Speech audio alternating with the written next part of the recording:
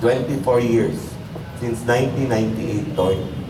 Kada birthday, wala dito yung celebration. Yeah, one ba?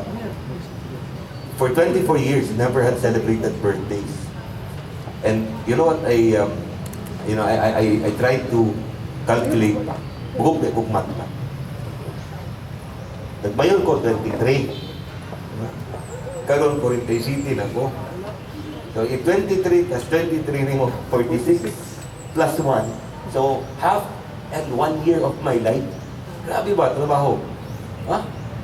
Magtayo yun eh. Huwag yung maluhoy yun, huwag yung maluhoy yung iahap yun ba? And, napag-iguan, adding insult to injury.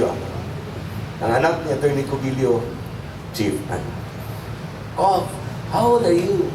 Kung I'm gonna be 47. Ingon din siya. No, you should be married at that age. You should have children already. Ano ba? But, this is a 6-year-old boy ba?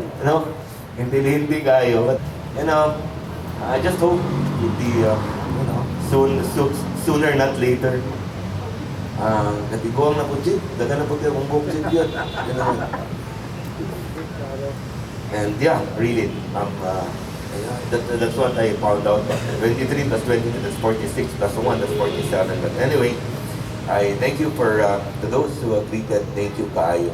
I apologize that even if it's the last year sharing it with you, that I really do not celebrate birthdays. Maybe once I get married, I'll be inviting all of you. Kung maminyo na po, pero naman siya na, klaro pa man.